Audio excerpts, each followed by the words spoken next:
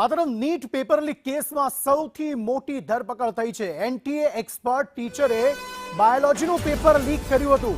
પુણેની senior બોટની teacher Manisha મંડારેની ધરપકડ કરવામાં આવી છે। મનીષા મંડારેને બાયોલોજી પેપર લીકની માસ્ટરમાઇન્ડ માનવામાં આવે છે।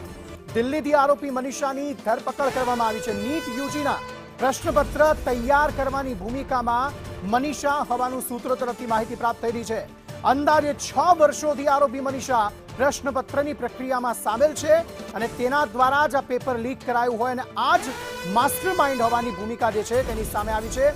નીટ યુજી 2026ની પરીક્ષામાં મનીષા એક્સપર્ટ તરીકે નિયુક્ત થઈ હતી। બોટની સહિતના પ્રશ્નપત્ર સુધી મનીષાની પહોંચ હતી અને એપ્રિલ 2026માં મનીષા મંડારે વિદ્યાર્થીઓને ભેગા કરી ક્લાસ પણ શરૂ કર્યા હતા। મનીષાએ કોચિંગ ક્લાસમાં સવાલોના જવાબ વિદ્યાર્થીઓને સમજાવ્યા હતા। નીટ પેપર લીક કેસમાં સૌથી મોટો ખુલાસો, માસ્ટરમાઇન્ડની ધરપકડ કરવામાં આવી।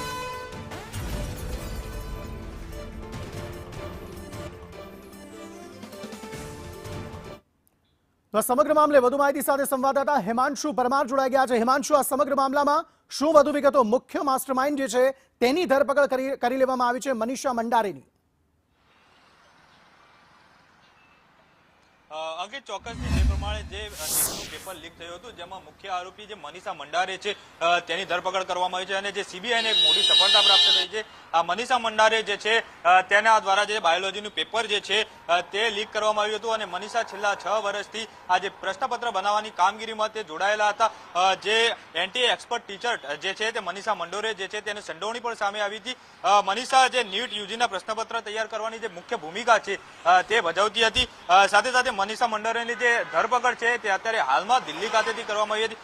મનીષા અલગ અલગ જે ઇન્સ્ટિટ્યૂટ છે તેમાં લેક્ચરર તરીકે પણ ભૂમિકા ભજવતી હતી। હાલમાં જે મનીષાની જે સીબીઆઈ દ્વારા ધરપકડ કરવામાં આવી છે અને વધુ તપાસ જે છે તે સમગ્ર મામલે કરવામાં આવી રહી છે।